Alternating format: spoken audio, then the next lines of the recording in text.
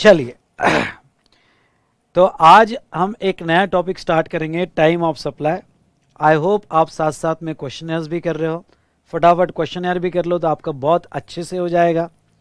दूसरी बात आपको ये बता दूं कि अगर कोई ये सेशन फर्स्ट टाइम देख रहा होगा तो बेटा मेरा लेक्चर 00 या 01 देखना। आपको ये चैप्टर वाइज रिवीजन सीरीज की नोट्स कहाँ से मिलेगी, मैंने पूरा अच्छे से एक्सप्लेन किया हुआ है। हमारे वेबसाइट पे आपको रजिस्ट्रेशन करना है और लॉगिन में आपको मिलेगा, तो किस तरह से मिलेगा ये आपको पूरा एक्सप्लेन किया है। आज हम देखेंगे chapter time of supply. Are you ready? Yes और no? Time of supply discussion start करने के पहले दो कंसेप्ट आपके बहुत क्लियर होने चाहिए। ओके, सेक्शन 31 के हिसाब से सप्लाई ऑफ गुड्स या सप्लाई ऑफ सर्विसेज के इनवॉइस कब तक दे देना चाहिए। तो यहां पे अगर आपका सप्लाई ऑफ गुड्स होगा और सेकंड आपका सप्लाई ऑफ सर्विसेज होगा, ये सप्लाई ऑफ सर्विसेज होगा, तो लॉ क्या कहता है? गुड्स के केस में you must issue the invoice before और at the time of removal of goods for supply to recipient. Okay, when for supply to recipient where supply involve movement of goods, और second delivery of goods और making available in case in other case. मतलब क्या? मतलब ये है बेटा, समझ लो ये आपकी फैक्ट्री है, ये आपका वेयर हाउस है, ये आपका वेयर हाउस है। हो सकता है कि अंडर सेम हो या डीडीपी हो, पर अंडर सेम रजिस्ट्रेशन में आ रहा है, डीडीपी नहीं है, सेम स्टेट में है।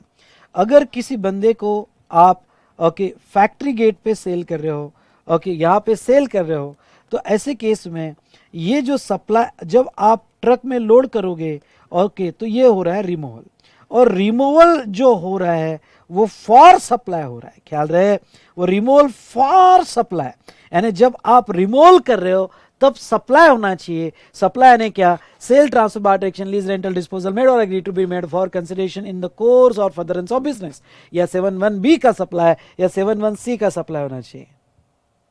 ओके, 71C का सप्लाई होना चाहिए। एक सवाल आया है आपके दिमाग में आ सकता है कि सर क्वेश्चनर, इसके बाद क्वेश्चनर इनफ है क्या? मोर देन इनफ है। आपको कह देता हूं ये और क्वेश्चनर कर लो, दैट्स इनफ, दैट्स इनफ। ठीक है, तो जहां तक देखा जाए, और मैं आपको ये कह दूं कि ये जो रिवीजन हम ले रहे हैं ये अब सीए इंटर के लिए है। पहले 4-5 लेक्चर दोनों कॉमन थे, लेकिन ये रिवीजन अब only CA CMA CS inter students के लिए है। तो रिमूवल फॉर सप्लाई, लेकिन अगर ये वेयर हाउस जो सेम रजिस्ट्रेशन में डीडीपी नहीं है, इसको आप रिमूव कर रहे हो और ये ट्रक में रिमूव हो रहा है गुड्स आपका, पर यहां सप्लाई नहीं है, ये रूल 55 के चालान में रिमूव हो रहा है, तो ये सप्लाई नहीं है, तो यहां इनवॉइस नहीं बनेगा। यहां इनवॉइस बनेगा क्योंकि ये रिमूवल फॉर सप्लाई है, लेकिन यहां इनवॉइस नहीं बनेगा। तो ख्याल रहे, बहुत इंपॉर्टेंट बात, हर रिमूवल पे इनवॉइस नहीं बनता है। यहां पे रिमूवल फॉर सप्लाई होगा तो ही इनवॉइस बनेगा। नेक्स्ट इंपॉर्टेंट पॉइंट आपको बता दूं, आपको डिवाइड करना पड़ेगा कि मूवमेंट है या नहीं है। अगर गुड्स में मूवमेंट है तो जब आप रिमूवल फॉर सप्लाई करोगे तो ही उसी वक्त इनवॉइस जनरेट करना पड़ेगा, जिसे हम टैक्स इनवॉइस कहेंगे। दूसरी बात आपको कह दूं कि अगर आप रिमूवल फॉर सप्लाई नहीं कर रहे हो, एज सच बेसिस पे सेल कर रहे हो, जैसे मैंने अपने क्लास के बेंचेस रिमूव नहीं किए भाई, या एज सच बेसिस पे यहाँ तू ही क्लास यूज कर और बेंचेस भी खरीद ले, तो एज सच बेसिस पे अगर मैं सेल करता हूं तो वो केस में जिस दिन तुमने डिलीवरी दिया, ध्यान सुनिएगा, जिस दिन तुमने गुड्स की डिलीवरी दिया या मेड अवेलेबल करवाया, उस वक्त आपको टैक्स इनवॉइस बनाना है। चलिए, ये तो हुआ कि आपने गुड्स के इनवॉइस कब देने चाहिए, आपने सर्विस के इनवॉइस कब देने चाहिए। लॉ ये क्या कहता है? अब देखो, गुड्स के इनवॉइस के लिए क्या कहते हैं, सप्लाई ऑफ गुड्स होगा तो आपने समझ लो आप रिमूव कर रहे हो, रिमूव कर रहे हो, तो आप बिफोर, आप पहले तो कभी भी दे सकते हो, यानी गुड डिस्पैच के पहले कभी भी दे सकते हो, लेकिन रिमूवल तक आपने दे देना चाहिए। रिमूवल के बाद अगर आप इनवॉइस देते हो तो वो केस में आपको पेनल्टी लग जाएगी। बाद में भी दे सकते हो, लेकिन वो केस में पेनल्टी लग जाएगी और आपका टाइम ऑफ सप्लाई अलग वे में फिक्स किया जाएगा। रिमूवल तक आपने दे देना चाहिए। What about supply of service? Supply of service में लॉ ये कहता है, जिस दिन आपने सर्विस कंप्लीट की, ध्यान सुनिएगा, जिस दिन आपने सर्विस कंप्लीट की, आप इनवॉइस पहले भी दे सकते हो, जिस दिन सर्विस कंप्लीट किया तब भी दे सकते हो, पर सर्विस में उन्होंने एक्स्ट्रा 30 डेज दिए हैं, एक्स्ट्रा 30 डेज दिए, मतलब क्या, सर्विस कंप्लीट होने के बाद भी आपको 30 दिन मिलेंगे। ओके, और 30 दिन में आप इनवॉइस कभी भी दे सकते हो। अगर इतने दिन में आपने इनवॉइस दे दिया तो एज पर लॉ ये इनवॉइस माना जाएगा। लेकिन अगर सर 30 डेज के बाद मैं इनवॉइस दे रहा हूं तो आप 30 डेज के बाद इनवॉइस दे सकते हो, लेकिन ये केस में आपके ऊपर पेनल्टी आ जाएगी दोस्तों, ये केस में आपके ऊपर पेनल्टी आ जाएगी। डन। तो ये देखा हमने जहां तक ओके सप्लाई ऑफ गुड्स और सप्लाई ऑफ सर्विसेज। लेकिन अगर आप बैंकिंग या फाइनेंशियल इंस्टीट्यूशन हो तो वो सिचुएशन में आपको कितना 45 डेज दिया गया है, आपको 45 डेज दिया गया है। चलिए, तो ये हमने देखा फॉर सप्लाई ऑफ गुड्स और second for supply of services, for supply of services. चलिए, अब ये एसोसिएटेड एंटरप्राइजेस थोड़ा हम बाद में देखेंगे। ओके, थोड़ा इधर आते हैं। ओके, टाइम ऑफ सप्लाई देख लेते हैं। टाइम ऑफ सप्लाई ओके मतलब क्या कि आप कब गवर्नमेंट को टैक्स दोगे, तो जिस दिन आपका टाइम ऑफ सप्लाई आएगा उस मंथ के ड्यू डेट में आपको गवर्नमेंट को टैक्स पे करने की जिम्मेदारी आ जाएगी। इसमें गुड्स अगर होगा तो वो सेक्शन 12 आता है, सर्विसेज होगी तो वो सेक्शन 13 में कवर किया जाता है। ओके, तो यहाँ पे मैंने दोनों एक साथ लिए तो आपको समझने में आसानी होगी। अब देखो, गवर्नमेंट को टैक्स पे करने वाले दो लोग होते हैं, गवर्नमेंट को टैक्स पे करने वाले दो लोग होते हैं। नॉर्मली सप्लायर, आपको इनडायरेक्ट टैक्स पता है, सप्लायर गवर्नमेंट को देता है और वो कस्टमर से रिकवर करता है। मतलब क्या, अगर वैल्यू आपकी 1 लाख रुपए होगी, ध्यान से सुनिएगा, और उसके ऊपर जीएसटी एट द रेट 12% होगा, यानी कितने हो गए 12,000 रुपए। ओके, तो ये 12,000 रुपए ये गवर्नमेंट को देने की जिम्मेदारी किसकी है, सप्लायर की, और burden pass on to the recipient. लेकिन कभी कभी ओके कुछ सिचुएशन में आरसीएम भी लगता है, मतलब पे करने की जिम्मेदारी रिसिपिएंट पे आती है, और आरसीएम में ओके रिसिपिएंट गवर्नमेंट को देगा, रिसिपिएंट गवर्नमेंट को देगा, यानी पे करने वाले दो लोग होते हैं, सप्लायर और रिसिपिएंट। इसी होगा तो वो इसीओ सप्लायर ही माना जाता है। ओके, उसको सप्लायर की प्रोविजन ही अप्लाई होती है। तो ऐसे केस में सप्लायर का टाइम ऑफ सप्लाई कब आएगा, जिसे हम फॉरवर्ड चार्ज कहेंगे, जिसे हम फॉरवर्ड चार्ज या नॉर्मल चार्ज करेंगे, और रिसिपिएंट का टीओएस कब आएगा, जिसे हम रिवर्स चार्ज करेंगे, अगर आपकी केस ओके यहाँ पे रिवर्स चार्ज में होगी। समझा होगा तो ठोकर लाइक। ओके, अगर रिवीजन अच्छी लग रही होगी तो रुके क्यों हो, आपको जो करना है आप अपना काम कीजिएगा। ओके, तो चलिए अब आते हैं फॉरवर्ड चार्ज। ओके, अगर सप्लायर टैक्स देता है, जनरली तो यही अप्लाई होता है, जब भी सप्लायर टैक्स देता है तो उसका टीओएस कब आएगा, तो उसका टीओएस आएगा बेटा date of issue of invoice. ध्यान सुनिएगा, date of issue of invoice, ठीक है। मतलब जब भी आप इनवॉइस दोगे, जो मंथ में भी इनवॉइस दोगे, गुड्स दो या ना दो, सर्विस दो या ना दो, आपने इनवॉइस पहले ही दे दिया, तो जो मंथ में आप इनवॉइस दोगे उस मंथ में आपका टीओएस आ गया और उसके मंथ की ड्यू डेट में आपको टैक्स पे करने की जिम्मेदारी आ गई। ओके, और last date of issue of invoice पर गवर्नमेंट भी चालाक है, गवर्नमेंट कहती है कि देख भाई, इनवॉइस तूने लेट कर दिया, स्पेशली गुड्स के केस में, हम यहाँ पे सेक्शन 12 जो अप्लाई होता है वो गुड्स को अप्लाई होता है। तो यहाँ पे date of issue of invoice, तूने इनवॉइस दिया होगा गुड्स का वो, लेकिन इनवॉइस कब तक दे देना चाहिए, रिमूवल या मेड अवेलेबल। ओके, तूने दे देना चाहिए। अगर तूने रिमूवल तक या मेड अवेलेबल तक इनवॉइस नहीं दिया तो लास्ट डेट ऑफ इनवॉइस लिया जाएगा। अब लास्ट डेट ऑफ इनवॉइस क्या रहेगी, तो आपको लिखना है तो डेट ऑफ रिमूवल, रिमूवल या मेड अवेलेबल। तो आपका time of supply okay removal या मेड अवेलेबल पे ही कंसीडर कर लिया जाएगा। ओके, और उसी दिन टीओएस आ जाएगा, गवर्नमेंट इनवॉइस का वेट नहीं करेगी। ओके, तो विच एवर इज अर्लियर ये आपको लेना है। अब मैं आपको एक बात बता दूं, नोटिफिकेशन 66/2017 ये आपने पढ़ाया होगा, मेरा क्लास किया होगा तो मैंने बहुत अच्छे से पढ़ाया हुआ है, लर्न भी करवाया है, और अगर आपने मेरा क्लास नहीं किया होगा तो आपकी फैकल्टी ने आपको पढ़ाया होगा। नोटिफिकेशन 66/2017 क्या कहता है कि गुड्स के केस में रिसिप्ट बेसिस पे टीओएस फिक्स नहीं होगा। ओके, रिसिप्ट बेसिस पे टीओएस फिक्स नहीं होगा, सिर्फ 2 ही पॉइंट पे होगा। इसलिए जब भी आपको प्रॉब्लम आए okay fix the TOS for supply of goods, तो date of issue of invoice या लास्ट डेट मतलब रिमूवल की डेट पे आपको टीएस फिक्स करना पड़ेगा। चलो, ये गुड्स का हो गया। अगर मैं साथ साथ में सर्विसेज का दोनों साथ में लेता हूं तो आपको ये आसानी होगी, पूरा रिकॉल हो जाएगा। और इसके बाद आपको जस्ट क्वेश्चनर वीडियो देखना है जो मैं ऑलरेडी अपलोड कर चुका हूं। अब डिस्क्रिप्शन कॉलम में आपको क्वेश्चनर वीडियो की यहाँ लिंक मिल जाएगी। वो प्लेलिस्ट में आपने लेक्चर 3 में, मैंने शायद लेक्चर 3 में जो भी लेक्चर होगा देख लेना, टाइम ऑफ सप्लाई का लेक्चर मैंने अपलोड कर दिया है। इसके बाद क्वेश्चनर वीडियो देख लो, सिद्दत से देख लो, थोड़ा स्पीड बढ़ा के देख लो, आपका बहुत अच्छे से हो जाएगा। और कुछ क्वेश्चन ऐसे सिलेक्ट करो कि जहां पे वो आप सॉल्व करके देख सको, देखो बड़ा मजा आएगा। अगर ओके यहां पे सर्विस होगी, ध्यान से सुनिएगा, अगर सर्विस होगी तो 3 सिचुएशन है। सिचुएशन ए क्या कहती है? सिचुएशन ए कहती है if invoice issued with in time. अब विद इन टाइम मतलब क्या? सर्विस के केस में आपने इनवॉइस जो है पहले दिया या जिस दिन सर्विस कंप्लीट हुई या 30 दिन में दिया। ओके 30 दिन में दिया मतलब आपने इनवॉइस विद इन टाइम दिया, पहले, ड्यूरिंग और विद इन 30 डेज। तो वो क्या कहते हैं? डेट ऑफ इनवॉइस और date of receipt whichever is earlier. ख्याल रहे सर्विस के केस में एडवांस पे भी टीओएस है, तो आपने जिस दिन इनवॉइस दिया वो या उसके पहले आपने पैसा ले लिया होगा, एडवांस में ले लिया होगा तो आपका TOS to the extent of that advance आ जाएगा। तो ख्याल रहे डेट ऑफ इनवॉइस या date of receipt whichever is earlier. मजा आया होगा तो यस कहिएगा और ठोको लाइक। ओके उसके बाद में नेक्स्ट, और लाइक मेरे लिए नहीं, ओके आपको अगर मजा आता है तो आप इस लाइक से एक्सप्रेस करोगे और बहुत सारे स्टूडेंट्स इसका फायदा लेंगे। ओके तो आप अगर बहुत सारे स्टूडेंट्स को फायदा करवाना चाहते हो इस रिवीजन का तो आपको एक काम करते जाना है।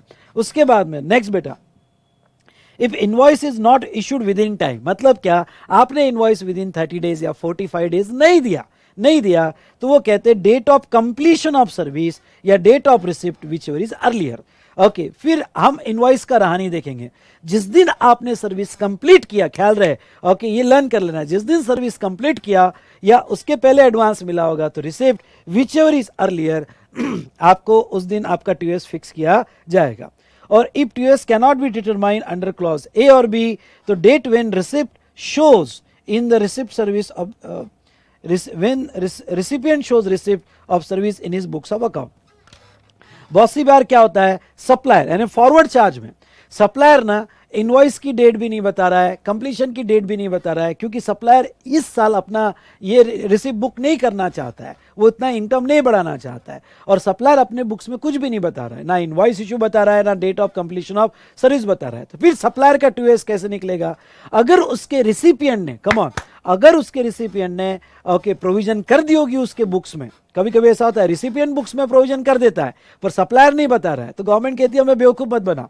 अगर तेरे रिसिपिएंट में बुक्स में प्रोविजन कर दी होगी तो जिस दिन तेरे रिसिपिएंट ने बुक्स में प्रोविजन कर दी है उस दिन सप्लायर का टीओएस माना जाएगा, यानी रिसिपिएंट के बुक से सप्लायर का टीओएस फिक्स करेंगे और यहाँ पे उस दिन सप्लायर का टीओएस मान के ओके उस पर लायबिलिटी क्रिएट कर देंगे। ये तो हुआ फॉरवर्ड चार्ज। तो बेटा ए बी और सी इसमें 3 सिचुएशन है, ए और बी और सी और 3 सिचुएशन है। ओके तो यहां तक देखा जाए हमने, अब ऐसा समझ लो ओके यहां पे जय सर सप्लायर ऑफ सर्विस है, अकाउंट वो वी स्मार्ट को सर्विस देते हैं और वी स्मार्ट स्टूडेंट को, तो जय सर के लिए वी स्मार्ट रिसिपिएंट हुआ है। मैंने जय सर को कॉल किया, ये पॉइंट थोड़ा और समझाना चाहूँगा आपको तो और क्लियर होगा। मैंने जय सर को कॉल किया और मैंने कहा जय सर को कि यार जय काम कर कि मुझे 31 के पहले एक्सपेंसेस बुक करना है, इसलिए मैं मेरे बुक्स में तेरी रिसिपिएंट में मेरे बुक्स में तेरी एंट्री एज ए एक्सपेंसेस ये कर रहा हूँ। जय सर ने कहा नहीं सर मुझे ये साल इनकम बुक नहीं करना है, बहुत सारा इनकम हो गया है, मैं नेक्स्ट इसमें इनकम बुक करूँगा, नेक्स्ट ईयर में शिफ्ट कर दो, अभी तो फेस टू फेस बैच चालू हुई है। मैंने कहा नहीं मुझे तो एक्सपेंसेस बुक करना है, मेरा प्रॉफिट ज्यादा हो रहा है। अब जय सर ने अगर यहाँ पे मुझे इनवॉइस नहीं दिया और सर्विस भी कंप्लीट नहीं हुई और उनके बुक्स में नहीं बताया, लेकिन रिसिपिएंट वी स्मार्ट ने अपने बुक्स में उसको बता दिया एज एक्सपेंसेस, तो मेरे बुक्स में एक्सपेंसेस बताने की वजह से जय सर का टीओएस फिक्स हो जाएगा और जय सर पे लायबिलिटी आ जाएगी। दोस्तों चलो आपको बहुत अच्छे से समझ में आ गया होगा। चलिए तो ये देखा था हमने फॉरवर्ड चार्ज, अगर दोनों ये टेबल साथ में पढ़ोगे तो मजा आएगा। और आपने मेरे पास क्लास किया होगा तो मैंने क्लास में ये टेबल आपको बना के दिया था जो मैं अभी रिवाइज कर रहा हूं। चलो ओके मजा आया होगा तो यस टाइप कीजिएगा, वाई टाइप कीजिएगा, या ठीक है। अब अगर लायबिलिटी आरसीएम की होगी, ओके आरसीएम की होगी, आरसीएम गुड्स का होगा या आरसीएम सर्विस का होगा। ओके हाँ जब जब कुछ कोई गुड्स खरीदते हो, जैसे यहाँ पे जहाँ तक देखा जाए तो कैशू नट्स वगैरह ऐसे गुड्स है जो हमारे सिलेबस में नहीं है, अगर वो गुड्स आप एग्रीकल्चर से खरीदते हो तो रिवर चार्ज में रिसिपिएंट को यहाँ पे टैक्स देना पड़ता है। ठीक है, हमने नहीं पढ़ा, पर रिवर चार्ज सिर्फ सर्विस के केस में नहीं आता है, जैसे लॉयर की सर्विस, स्पॉन्सरशिप सर्विस, जीटीए की सर्विस, गुड्स के केस में भी रिवर चार्ज है। कुछ गुड्स ऐसे नोटिफाइड किए हैं लेकिन हमारे सिलेबस में नहीं है। ओके, अगर आपने कोई गुड्स खरीदा और रिसिपिएंट पे लायबिलिटी है तो रिसिपिएंट का टाइम ऑफ सप्लाई कब आएगा? तो उसका टाइम ऑफ सप्लाई आएगा date of receipt of goods. पहला आपने ये लर्न कर लेना और एग्जाम में लिखते जाना। इतने सिंपल प्रॉब्लम है कि ये लर्न करना और एग्जाम में लिखना, और विच एवर इज अर्लियर, ज्यादा कंफ्यूज नहीं। Date of receipt of goods, जब गुड्स रिसीव हुआ वो डेट, या फिर डेट ऑफ पेमेंट, आपने सप्लायर को कब पेमेंट किया, हाँ डेट ऑफ पेमेंट, आपने सप्लायर को कब पेमेंट किया वो डेट, या 31st day from supplier's invoice, 31st day from supplier's invoice. इन तीनों में से विच एवर इज अर्लियर आपको लेना है। मतलब सप्लायर ने इनवॉइस दिया होगा, वहां से 31st डे, इनवॉइस की डेट छोड़कर जो 31st डे आई होगी वो लेना है। इसके लिए थोड़ा प्रैक्टिस करना, क्वेश्चन है उसके प्रॉब्लम सॉल्व करना। ये तीनों डेट में से ओके जो भी डेट अर्लियर होगी, एक बार फिर से मेरे साथ रिवाइज हो जाए, date of receipt of goods, date of payment, आपने जब पेमेंट किया होगा, या फिर 31st day from supplier's invoice, supplier के इनवॉइस की डेट नहीं लेना, वहां से 31st डे लेना, विच एवर इज अर्लियर वो आपको लेना पड़ेगा। और तीनों भी पॉसिबल नहीं हुआ, ए बी सी अगर पॉसिबल नहीं हुआ तो the date of entry in the books of account, अगर आपने अपने बुक्स ऑफ अकाउंट में उसकी प्रोविजन कर दी होगी तो वो टीओएस माना जाएगा रिसिपिएंट ने। मतलब क्या, रिसिपिएंट को गुड्स रिसीव भी नहीं हुआ, रिसिपिएंट ने पेमेंट भी नहीं किया, और सप्लायर का इनवॉइस भी नहीं आया जहां से हम 31st डे निकाल सकें, जहां से हम 31st डे निकाल सके वो भी नहीं आया, लेकिन रिसिपिएंट ने अपने बुक्स में उसकी प्रोविजन कर दी है 31 मार्च को लायबिलिटी की, तो फिर अगर प्रोविजन कर दी होगी ओके तो वो केस में वो डेट टीओएस मानी जाएगी, और रिवर चार्ज में रिसिपिएंट को उस मंथ के ड्यू डेट में टैक्स देना पड़ेगा। यस बेटा, ये इंटर स्टूडेंट के लिए ही क्लास है, ये इंटर के लिए ही क्लास है, ठीक है, this is only for inter student. ठीक है, ये तो था regarding to supply of goods. उसके बाद में supply of services, supply of services reverse charge, मैंने जीटीए सर्विस ली, ओके आपको याद होगा तो ट्रांसपोर्ट सेक्टर, मतलब ट्रक का एक्सीडेंट हो गया, ओके मोटर व्हीकल, उसके बाद में नेक्स्ट जो है legal service sector, government sector, construction sector, हमने ऐसे बहुत सारे सेक्टर देखे थे, और मैंने सर्विस ली रिवर चार्ज में, तो लायबिलिटी मेरे पे आता है, ओके लायबिलिटी सिर्फ मेरे पे आती है।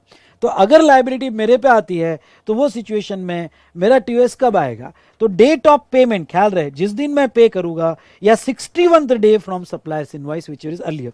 दोनों में डिफरेंस क्या है, यहाँ date of receipt of goods एक ज्यादा है, अदरवाइज बाकी बी और सी और ये मैच हो जाते हैं।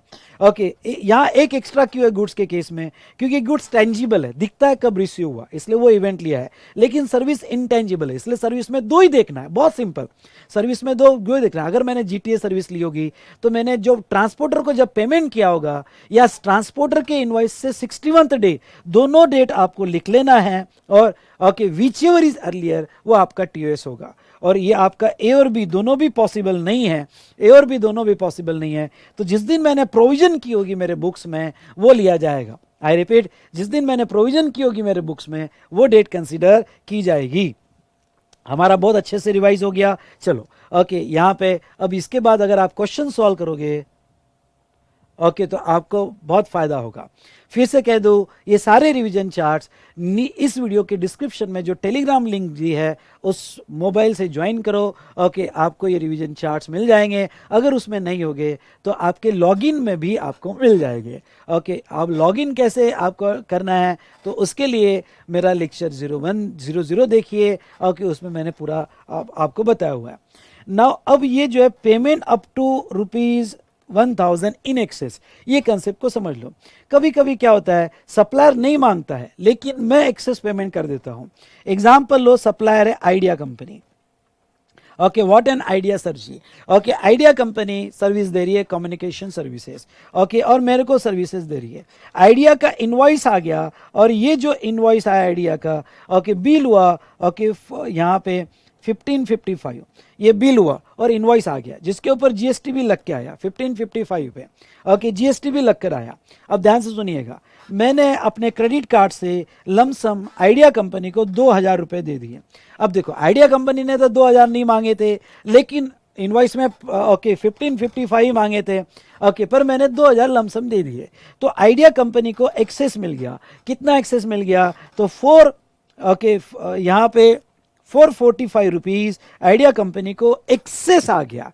ओके, जो आइडिया कंपनी अपने बुक्स में एडवांस बताएगी, अपने बुक्स में एडवांस बताएगी। अब देखो, गुड्स होगा तो एडवांस पे तो जीएसटी नहीं आता है, लेकिन सर्विस होगा तो सर्विस के केस में अगर आपको 1 रुपए का भी एडवांस मिल जाता है तो एडवांस पे भी आपको जीएसटी देना पड़ता है। सुनिए, आपको एडवांस पे भी जीएसटी देना पड़ता है। ओके, लो कर लो बात। अब यहाँ पे क्या होगा? यहाँ पे उसको जो 445 रुपए का एडवांस आया, ओके, वो एडवांस पे जीएसटी देना पड़ेगा। और आइडिया कंपनी क्या करेगी? ये 445 रुपए आपका जो नेक्स्ट इनवॉइस होगा, जब दूसरा इनवॉइस बना, समझ लो दूसरा इनवॉइस 1000 का ही बना, तो उसमें 445 रुपए एडजस्ट कर देगी, और बाकी का पैसे आपसे मांगेगी क्योंकि एडवांस पड़ा हुआ है। लेकिन आइडिया कंपनी को ये सारा एंट्री मेंटेन करने को और उसके जीएसटी रिकॉर्ड्स मेंटेन करने को ओके बहुत तकलीफ जाती है। इसलिए ऐसे सप्लायर जिसको कस्टमर से कभी कभी एक्सेस मिल जाता है, तो वो सप्लायर ने गवर्नमेंट को रिक्वेस्ट किया कि अगर पेटी कैश मिलती है हमको अप टू 1000 छोटी कैश मिलती है, तो हमें एडवांस पे प्लीज टैक्स ना लगाए। ओके, जो भी अमाउंट मिला तो जब हम नेक्स्ट बिल में एडजस्ट करेंगे उसी वक्त उसका जीएसटी देंगे। उसी वक्त एडवांस में आप टैक्स लगाओगे, फिर हमें एडजस्ट करना पड़ेगा, कस्टमर को इन्फॉर्म करना पड़ेगा, वो वाउचर बनाना पड़ेगा, इसकी फॉर्मेलिटीज बहुत बढ़ जाएगी। इसलिए हमें छोटे अमाउंट के लिए प्लीज बख्श दो। ओके, हम उसका जीएसटी देंगे, पर जो बिल में उसको एडजस्ट करेंगे नेक्स्ट बिल में उसमें जीएसटी देंगे। गवर्नमेंट ने बख्श दिया और गवर्नमेंट ने कहा चलो भाइयों और भाइयों, ओके क्या है? तो गवर्नमेंट ने कहा, यहां पे ध्यान से सुनिएगा, कि अगर at the option of supplier, अगर सप्लायर चाहता है ओके और उसको पेमेंट मिलता है up to 1000 in excess of invoice, invoice से ज्यादा पेमेंट मिलता है, तो वो 1000 तक वो जो है नेक्स्ट इनवॉइस जब इशू करेगा तब टीओएस फिक्स करेगा। पर ख्याल रहे, ये अप टू 1000 पर इनवॉइस है, अप टू 1000 पर इनवॉइस है। मतलब क्या? अगर 1000 से ज्यादा एडवांस होगा, कम ऑन 1000 से ज्यादा एडवांस होगा तो वो सिचुएशन में एडवांस पे ही टैक्स देना पड़ेगा। 1000 या उससे कम होगा तो वो नेक्स्ट इनवॉइस में इसका टीओएस ओके फिक्स कर सकता है। समझा होगा तो ठोको लाइक। ओके, मजा आया। उसके बाद में वाउचर्स।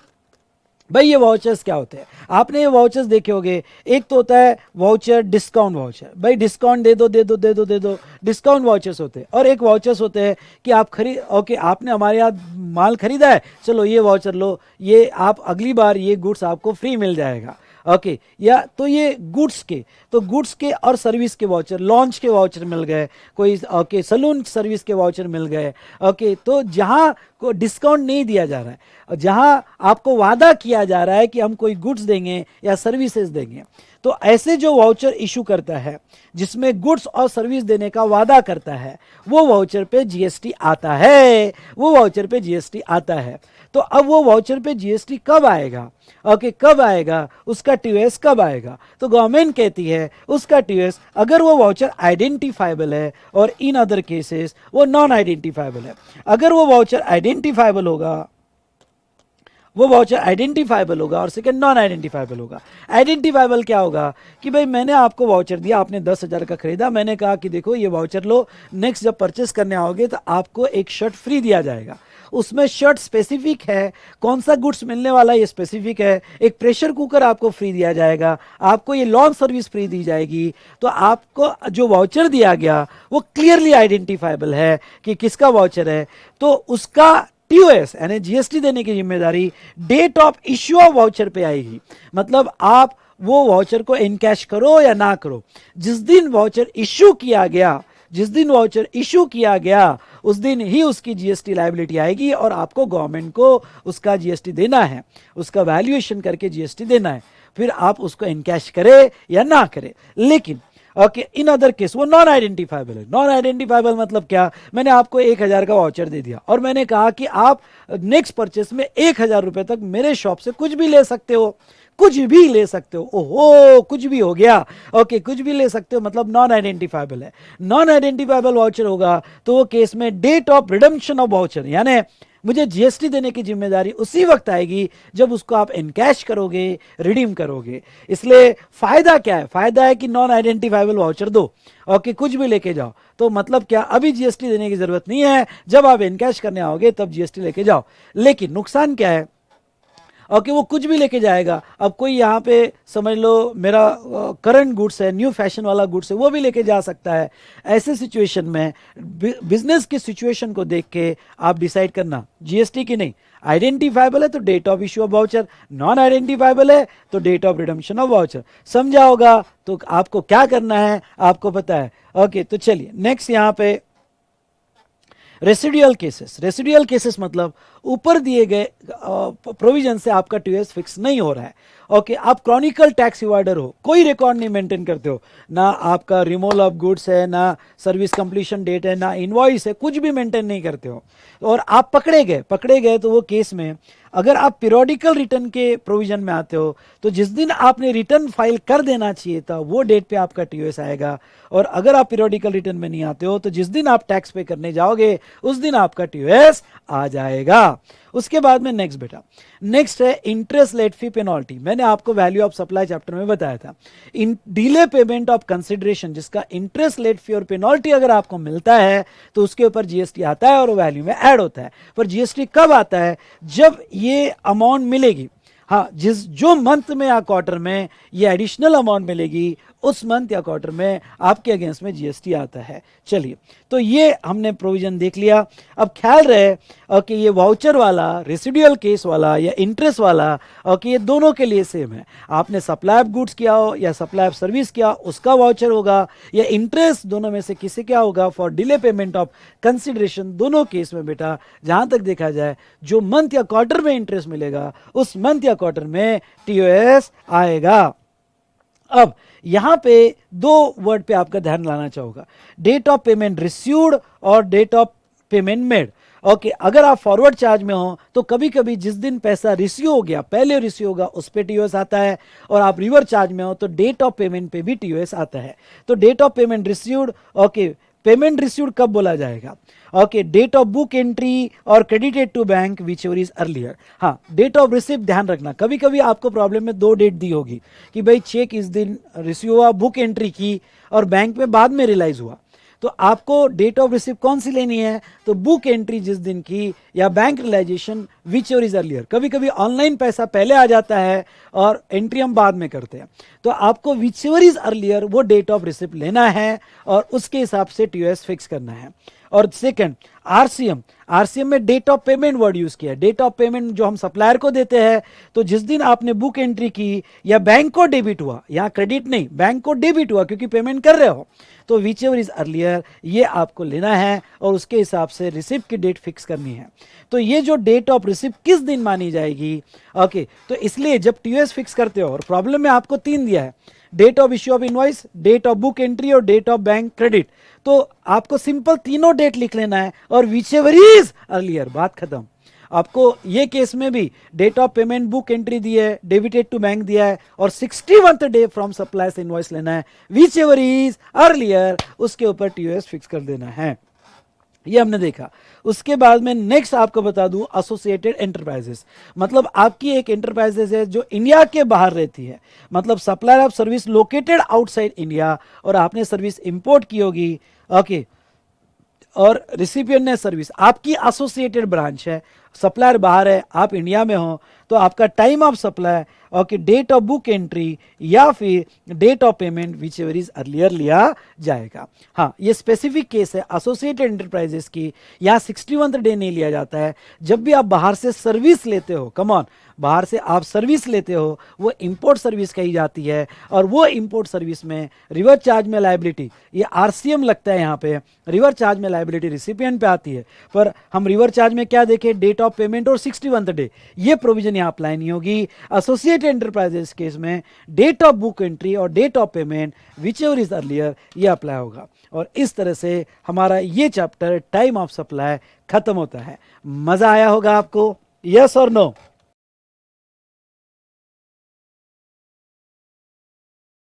चलो स्टार्ट करें, आर यू रेडी? यस और नो? ठीक है, चलो बेटा, section 15 value of supply. Okay, हम देखते हैं सेक्शन 15 वैल्यू ऑफ सप्लाई। सबसे ये सेक्शन 15 तीन पार्ट में डिवाइड होता है, सेक्शन 15(1), सेक्शन 15(2) और सेक्शन 15(3). ठीक है, सेक्शन 15(1) जो है यहां पे जहां तक है टैक्सेबल सप्लाई ऑफ गुड्स हो या सर्विस हो, वैल्यू जो होगी आपकी ट्रांजैक्शन वैल्यू होगी। I repeat, transaction value. भाई ट्रांजैक्शन वैल्यू यानी क्या? प्राइस एक्चुअली पेड और payable for supply of goods और सर्विसेज। तो ये एक वर्ड बड़ा इंपॉर्टेंट है, एक्चुअल प्राइस। मतलब क्या? मतलब यहां पे अगर आप दिन में 10 लोगों को सप्लाई कर रहे हो, सप्लाई ऑफ गुड्स और सप्लाई ऑफ सर्विसेज, तो अगर फर्स्ट को आपने 50 रुपीज में दिया, सेकंड वाले को आपने 80 रुपीज में दिया, whatever your actual price. तो पहले केस में अगर आपका 50 रुपीज होगा तो उस 50 रुपीज पे जीएसटी आएगा। सेकंड केस में आपका 80 रुपीज होगा तो 80 रुपीज पे जीएसटी आएगा। थर्ड केस में अगर यहाँ 100 रुपीज में सेल किया तो 100 पे आएगा। तो जो भी एक्चुअल प्राइस होगी उस पर ही जीएसटी लगाया जाएगा। चलिए, बहुत अच्छी बात है। ओके, एक्चुअल प्राइस पेड और पेएबल, यानी कैश सेल होगा तो पेड या क्रेडिट सेल होगा तो पेएबल। ओके, पर इसकी दो कंडीशन है। गवर्नमेंट कहती है कि हम एक्चुअल प्राइस पे ही जीएसटी लेंगे, वाटर रेट में भी कम ज्यादा जो भी हो, लेकिन हमारी दो शर्तें हैं। क्या? जिसको भी आपने ये प्राइस चार्ज किया है गुड्स और सर्विसेज या बोथ का, और कि वो रिलेटेड पार्टी नहीं होनी चाहिए। अगर वो रिलेटेड होगा तो फिर हम एक्चुअल प्राइस पे जीएसटी नहीं लेंगे। तो वो सिचुएशन में आपका जीएसटी जो है कौन से प्राइस पे लिया जाएगा, तो उसके लिए रूल्स अप्लीकेबल है और रूल्स फाइनल लेवल को ही अप्लीकेबल है। ठीक है, तो यहां पे दो कंडीशन है। कौन सी दो condition? They are not related and price is sole consideration. I repeat, they are not related and price is sole consideration. ठीक है, अब यहां दो रिलेटेड यानी क्या? तो रिलेटेड की डेफिनेशन हमने सप्लाई चार्ट में पढ़ी थी। ओके, रिलेटेड मतलब क्या? तो फटाफट मैं आपको रिवाइज करवा दूं। रिलेटेड मतलब common directors officers legally recognise as a partner, मतलब सप्लायर और recipient legally recognise as a partner, कई पार्टनर हो गए। नाउ एम्प्लॉयर और एम्प्लॉय रिलेशनशिप या any third person holding more than 25% stake in both of them, यानी supplier और recipient में दोनों कंपनी में और या दोनों एंटिटी में किसी तीसरे का 25% से ज्यादा स्टेक है। One control the other, both control by third person, together they controlling third person और member of same family. Family की डेफिनेशन हमने देखा था कि स्पाउस और चिल्ड्रन ये ऑलवेज रिलेटेड माने जाएंगे। ब्रदर सिस्टर पेरेंट्स ये रिलेटेड तभी माने जाएंगे अगर वो डिपेंडेंट हो गया। अगर रिलेटेड पार्टी को आपने सप्लाई किया होगा, सिर्फ सप्लाई फिर सेक्शन 71A का हो, 71B का हो या 71C का हो, कोई भी सप्लाई किया होगा तो रिलेटेड पार्टी के केस में यहां पे ट्रांजैक्शन वैल्यू नहीं ली जाएगी और प्राइस इज सोल कंसिडरेशन। हाँ, आपको जो भी प्राइस मिल रही है एक्चुअल प्राइस, उसके अलावा अदर कंसिडरेशन नहीं होने चाहिए। हाँ, मतलब क्या? मतलब आपको ये कह दूं कि यहां पे जो 71C के सप्लाई, शेड्यूल 1 के सप्लाई, उसका वैल्यूएशन इससे हो ही नहीं सकता क्योंकि वहां प्राइस होती ही नहीं है। वो फ्री, वो permanent transfer of business asset, मतलब सप्लाई विदाउट कंसिडरेशन है। तो वो केस में रूल्स लगते हैं और वो सिर्फ फाइनल लेवल को अप्लीकेबल है। ओके, तो यहां पे जहां तक है आपने जो भी प्राइस चार्ज किया वो सोल कंसिडरेशन होना चाहिए। चलो, अब नेक्स्ट अगर हम बात करें तो नेक्स्ट आपने जो भी ट्रांजैक्शन वैल्यू लिया है इसमें कुछ एडिशन होगा, और ये एडिशन इंक्लूजन बड़ा इंपॉर्टेंट है क्योंकि जब भी आप प्रॉब्लम सॉल्व करते हो तो प्रॉब्लम सॉल्व करते वक्त, क्योंकि इसके ये ऐसा चैप्टर है कि जिसके ऊपर न्यूमेरिकल्स आते हैं, और इसलिए ये चैप्टर में से जब आप क्वेश्चनियर सॉल्व करोगे तो एटलीस्ट ओके यहाँ 10 न्यूमेरिकल्स जरूर सॉल्व करना, अच्छे प्रॉब्लम सेलेक्ट करना और पूरा सॉल्व करके देखना नोट्स के साथ। आई रिपीट, ओके, मैं ये कहूंगा कि नोट्स के साथ पूरे न्यूमेरिकल्स आपको सॉल्व करके देखना है। ठीक है, तो अब बेटा यहां पे आपकी ट्रांजैक्शन वैल्यू में टोटल 5 इंक्लूजन्स हो गए। कौन से 5 इंक्लूजन हो गए? सेक्शन 15(2) के हिसाब से सेक्शन याद रहे तो बहुत अच्छी बात है। क्लॉज ए, ओके, वो कहते हैं कि ड्यूटीज एंड टैक्सेस, यानी all taxes levied under this law, under any law, मतलब जैसे कुछ ऐसे टैक्सेस है जो जीएसटी आने के बाद भी आज लगते हैं आपके सप्लाई ऑफ गुड्स पे या सर्विस के। तो जब आप वैल्यू निकालोगे तो वो टैक्सेस ऐड करोगे जीएसटी निकालने के लिए, एक्सेप्ट जीएसटी। जीएसटी खुद इटसेल्फ ऐड नहीं करोगे। जैसे अगर हम बात करें तो टोबैको प्रोडक्ट्स, टोबैको प्रोडक्ट पे आज भी एक्साइज ड्यूटी लगती है, ये आपको पता है, हमने इंट्रोडक्शन रिवीजन में देखा था। तो अगर समझ लो कोई टोबैको प्रोडक्ट सेल कर रहा है, उसके ऊपर एक्साइज ड्यूटी लग रही है। Basic price, let's assume that कि यहां पे बेसिक प्राइस 1 लाख रुपए है, बेसिक प्राइस 1 लाख रुपए है जी। उसके ऊपर एक्साइज ड्यूटी लगी और एक्साइज ड्यूटी 30,000 है, तो टोटल कितना हुआ 1,30,000। तो जीएसटी कितने पे लगेगा? तो जीएसटी 1,30,000 पे लगेगा। Is it clear? यानी जो भी टैक्सेस, एंटरटेनमेंट टैक्स जो लोकल बॉडी का हो, या म्युनिसिपल टैक्सेस हो, या फिर एक्साइज ड्यूटी हो, जो भी टैक्सेस अंडर एनी लॉ लग रहा है तो आपको वो वैल्यू में ऐड कर देना पड़ेगा। आई रिपीट, वो वैल्यू में आपको ऐड कर देना पड़ेगा। I hope you understood. Okay, except GST, तो ये टैक्सेस आपको ऐड करने हैं जो भी एक्स्ट्रा लगाया है फॉर वैल्यूएशन पर्पसेस। उसके बाद में नेक्स्ट वो कहते हैं क्या? Third party payment. ये थर्ड पार्टी पेमेंट मेरा वर्ड है, एक्चुअली वर्ड ऐसे, any payment incurred by recipient for which supplier is liable to pay. मतलब क्या? कोई ऐसे चार्जेस है जो सप्लायर ने जिम्मेदारी ली है लेकिन रेसिपिएंट ने इंकर्ड किया है, तो वो चार्जेस ओके सप्लायर जब इनवॉइस बनाएगा तो वो इनवॉइस में ऐड करेगा, what ever incurred by recipient. इसके दो एग्जांपल फटाफट मैं यहां लेना चाहूंगा। पहले तो फ्रेट चार्जेस। भाई मेरा कस्टमर है, उसने मेरी शॉप है, ट्रेडिंग की शॉप, और उसने मुझे यहां पे रेफ्रिजरेटर का ऑर्डर दिया। मैंने कहा कोई प्रॉब्लम नहीं है, ओके तो मैं रेफ्रिजरेटर आपके घर तक पहुंचा के दूंगा, मतलब मैं ट्रांसपोर्टेशन एट योर गेट करूंगा। तो यहां पे लाइबिलिटी किसकी ली? फ्रेट चार्जेस, ट्रांसपोर्टेशन चार्जेस, इसकी लाइबिलिटी किसने लिया? सप्लायर ने लिया। मतलब सप्लायर इज लायबल टू पे। लेकिन ओके कुछ रीजन की वजह से ओके जो एड्रेस उसने दिया वहां पे ओके मेरा ट्रक या टेम्पो जाने को रेडी नहीं है, तो मैंने रिसिपिएंट को कहा देखो भाई तुम्हारा अगर कोई पहचान का होगा तो भेज दो, ओके तुम्हारा कोई पहचान का होगा तो भेज दो, ओके मैं उतनी प्राइस कम कर दूंगा। तो उसने कहा ठीक है। तो ट्रांसपोर्टेशन उसने अरेंज किया, यानी expenses incurred by recipient. Come on, expenses incurred by recipient, जिसकी लायबिलिटी किसने ली थी? सप्लायर ने ली थी। तो ऐसे सिचुएशन में जो भी फ्रेट चार्जेस रिसिपिएंट ने दिए उसने देने की वजह से हमने प्राइस कम कर दी। समझ लो मेरी प्राइस थी 100 प्लस 10 फ्रेट, लेकिन मैंने फ्रेट नहीं लिया, 100 ही लिया। लेकिन सप्लायर की लायबिलिटी होगी, ये बहुत इंपॉर्टेंट है। जब भी आप केस स्टडी या प्रॉब्लम सॉल्व करोगे तो ये जरूर देखना कि सप्लायर इज लायबल टू पे, सप्लायर की लायबिलिटी होगी और इनकर्ड बाय रिसिपिएंट, तो वो सिचुएशन में ऐड किया जाएगा सप्लायर को। इवन दो रिसिपिएंट ने पेमेंट किया पर वो अपने वैल्यू में ऐड कर देना पड़ेगा। डन बेटा। उसके बाद में जहां तक देखा जाए, कमन यहां पे सभी देखिएगा, तो ये सप्लायर को थर्ड पार्टी पेमेंट के चार्जेस ऐड कर देने हैं। उसके बाद में एक दूसरा एग्जांपल फ्रेट का ही लेता हूं। समझ लो सप्लायर ने एक्स फैक्ट्री या एक्स शॉप सेल किया। मतलब क्या? मतलब यहां कि भाई मेरे फैक्ट्री से तू लेके जा, ट्रांसपोर्टेशन मैं नहीं अरेंज करूंगा, तुझे आना पड़ेगा, मेरे फैक्ट्री से माल उठाना पड़ेगा। तो यहां पे supplier is not liable to pay, क्योंकि वो लायबिलिटी नहीं ले रहा है।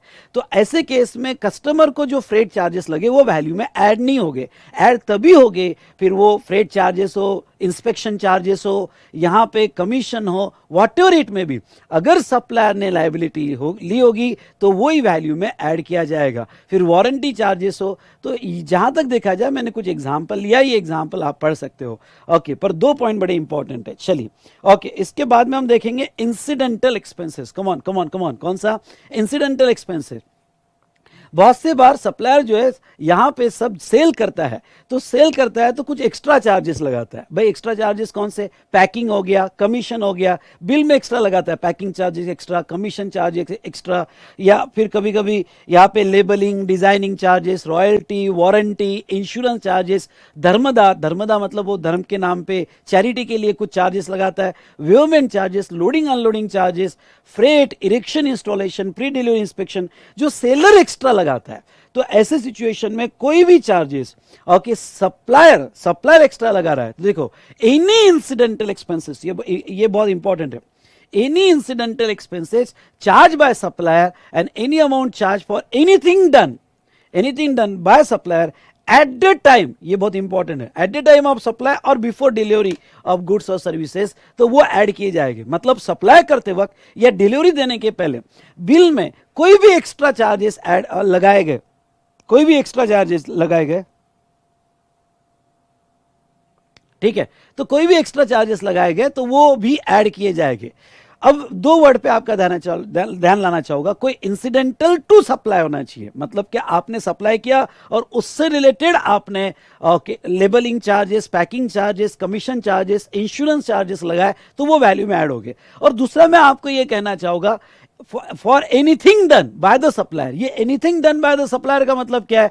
समझ लो मैं कोई प्रोडक्ट आपको सेल कर रहा हूं, आपने कहा नहीं नहीं सर दिवाली है मुझे गिफ्ट पैकिंग करके दो, तो मैंने कहा देखो गिफ्ट पैकिंग करके तो गिफ्ट पैकिंग के एक्स्ट्रा लगेंगे 50 रुपए। तो अब देखो मैं नॉर्मली गिफ्ट पैकिंग नहीं देता हूं, पर आपने कहा और आपने आपके कहने पे मैंने किया, anything done by the supplier, come on, anything done by the supplier.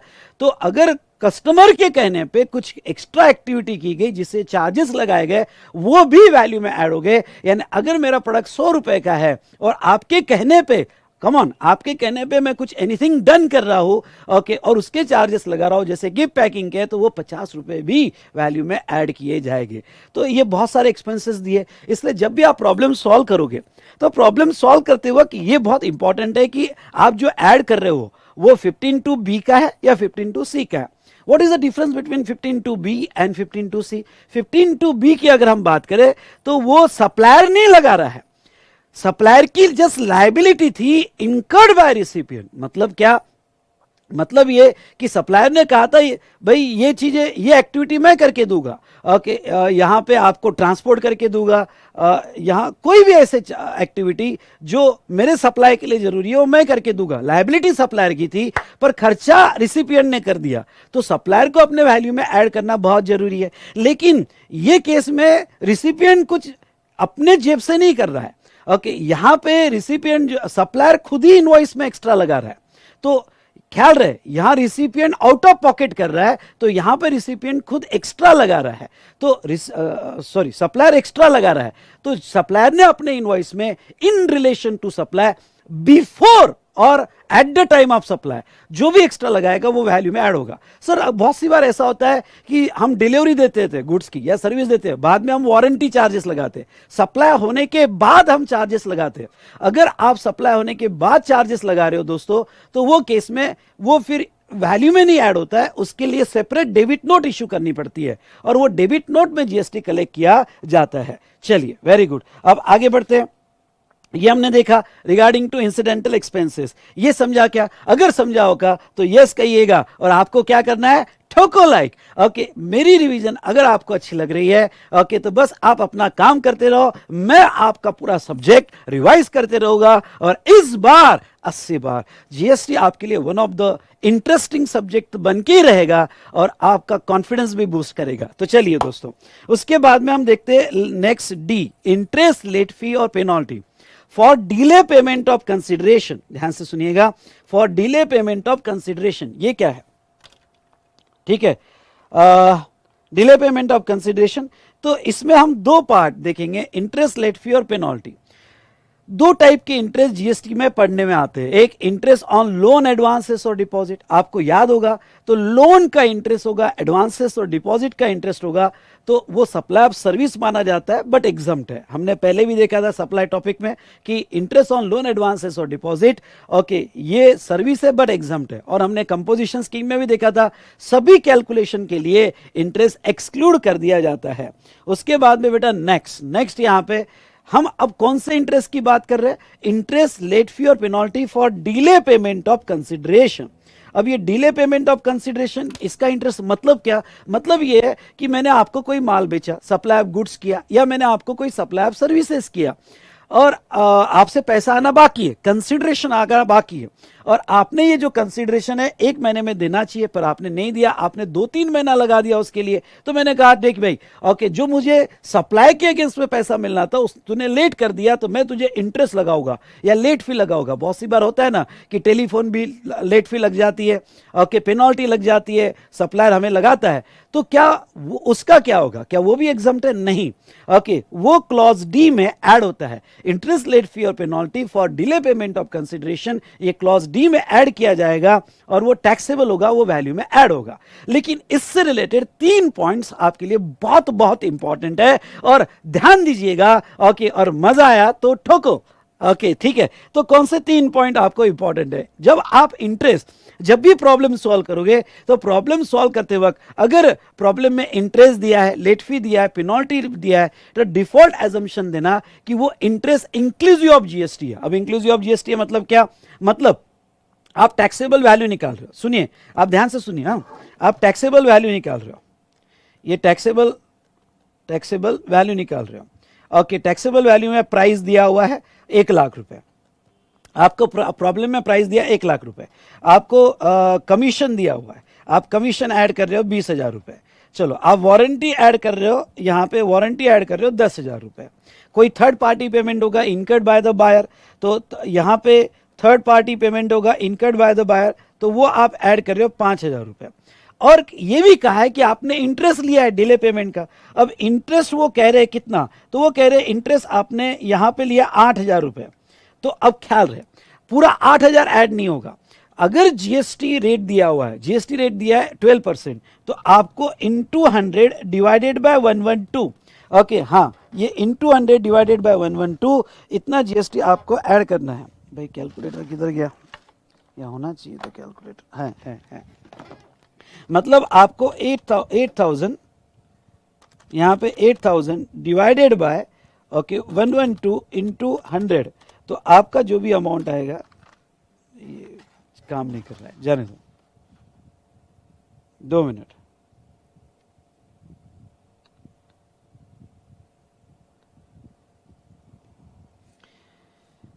$8,000 divided by 112 into 100, तो आपका जो आएगा 7142, करेक्ट, वेरी गुड।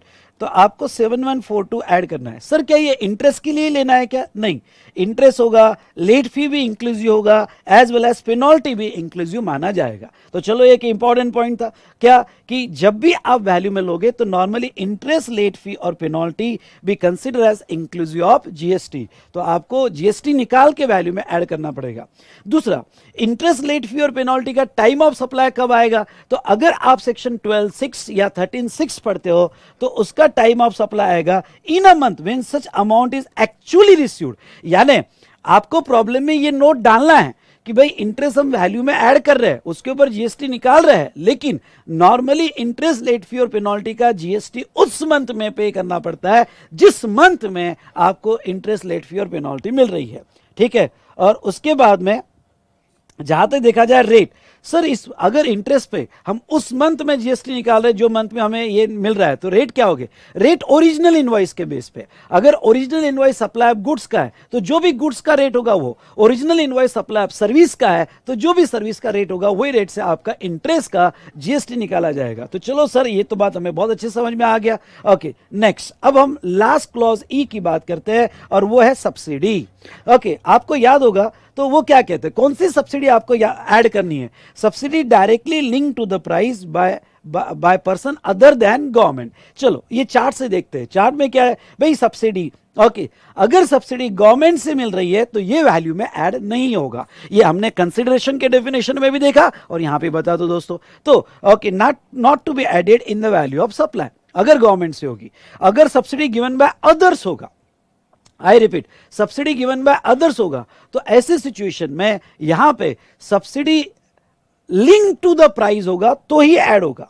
अगर subsidy not link to the price होगा तो ऐड नहीं किया जाएगा। अब सर ये बताइए लिंक टू द प्राइस और not link to the price इन दोनों में क्या डिफरेंस है। ओके तो आपको ये बता दूं कि दोनों में बेटा यहां पे ये डिफरेंस है कि जैसे एक लमसम सब्सिडी मिलती है, भाई आप अच्छा काम कर रहे हो, लो यहाँ पे 2 लाख रुपए। अगर लमसम सब्सिडी होगी जो आपके प्रोडक्ट के प्राइस से कनेक्टेड नहीं है या सर्विस के प्राइस से कनेक्टेड नहीं है तो वो वैल्यू में ऐड नहीं होगा। पर कभी कभी सब्सिडी ऐसी है, भाई आपके प्रोडक्ट की प्राइस कितनी है 100, चलो 100 में से 20 रुपीज हमारा, यानी पर जब भी एक प्रोडक्ट सेल करोगे तो 80 आपका 20 हम सब्सिडी देंगे। तो अगर प्रोडक्ट लिंक सब्सिडी होगी, प्रोडक्ट प्राइस लिंक सब्सिडी होगी तो वो 20 रुपीज वैल्यू में ऐड किए जाएंगे इवन दो आप कस्टमर से 80 रुपीज ले रहे हो। नाउ प्रॉब्लम सॉल्व करते वक्त ये ध्यान जरूर दीजिएगा कि आपकी सब्सिडी ऑलरेडी वैल्यू में इंक्लूडेड है, या बहुत सी बार ऐसे वर्ड आते हैं कि given price adjusted with subsidy. अब एडजस्टेड विद सब्सिडी मतलब उसमें से सब्सिडी निकाल दी है। अगर गवर्नमेंट की सब्सिडी निकाल दी है तो अच्छी बात है, लेकिन अदर की सब्सिडी होगी तो आपको वो वापस ऐड करनी पड़ेगी। तो वर्डिंग्स के तरफ यहां ध्यान देना। बहुत सी बार आता है कि given price considering the subsidy, without considering the subsidy, adjusted with subsidy. तो वर्ड्स केयरफुली देखो और ये प्रॉपरली लिखो, उसका एक प्रॉपर चार्ट बनाओ कि वर्डिंग्स कैसे है, ओके, और हमें क्या एडजस्टमेंट करनी है। तो जब आप क्वेश्चनियर सॉल्व करोगे तो इस बात का आपको पूरा ध्यान देना है। समझा होगा तो यस, आपको क्या करना है आपको पता है। तो चलिए, यहां पे हमने ये देखा सब्सिडी। अब आते हैं नेक्स्ट इंपॉर्टेंट डिस्कशन पे, और वो है डिस्काउंट। ओके, क्या हमें डिस्काउंट का डिडक्शन मिलेगा क्या? बिल्कुल मिलेगा डिस्काउंट का डिडक्शन। अब लॉ क्या कहता है?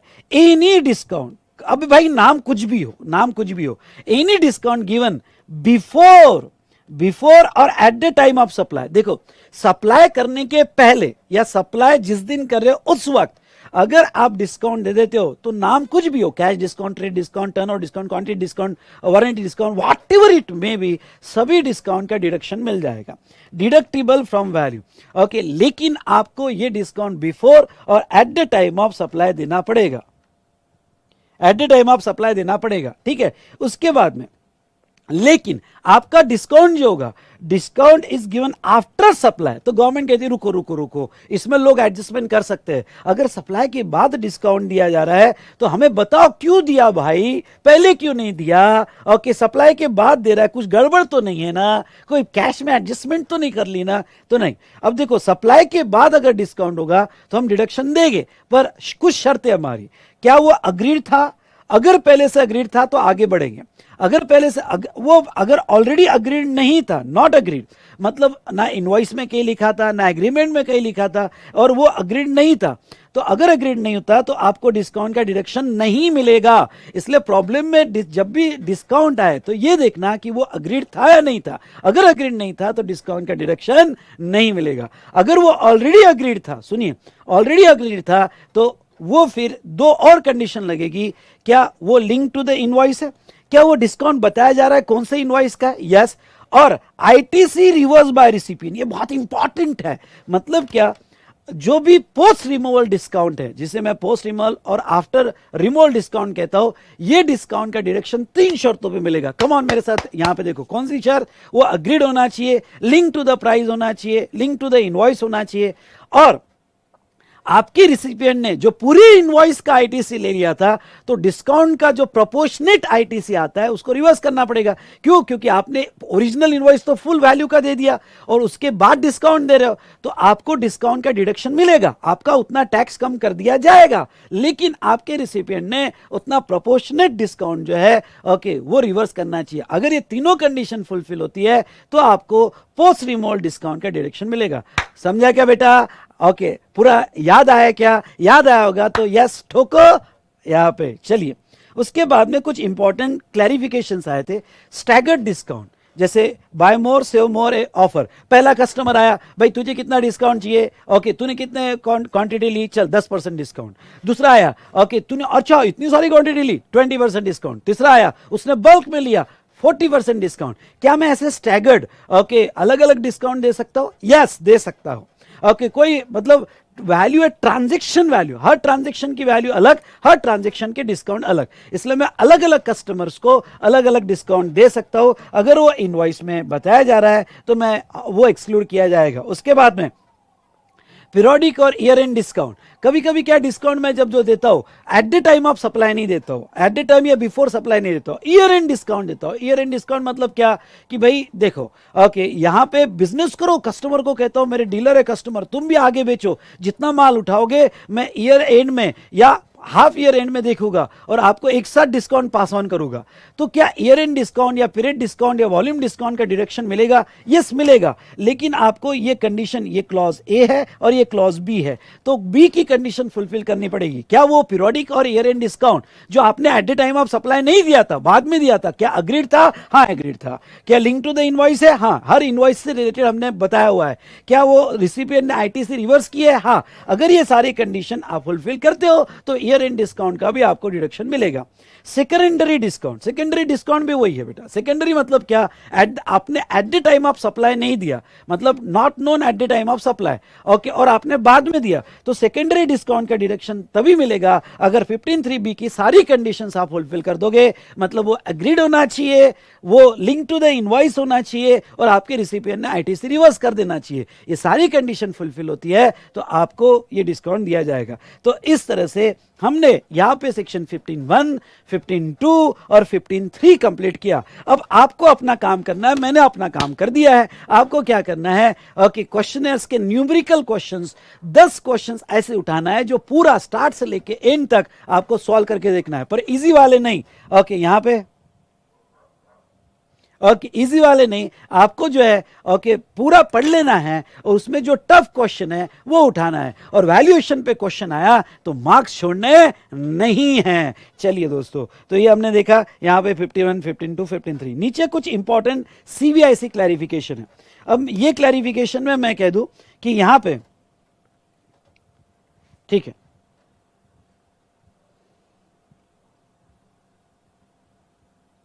Just a minute,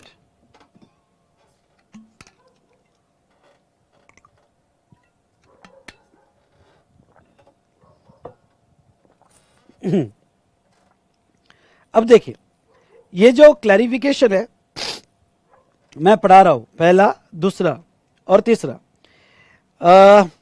inter level पे इतने इंपॉर्टेंट नहीं है, आप समझ लो, पर मुझे नहीं लगता कि क्वेश्चन पूछेंगे। हाँ, आपके मटेरियल में है पहला और दूसरा, ओके, पर समझ लो, अगर आ गया तो यू आर रेडी, और मैं बैठा हूं ना समझाने के लिए।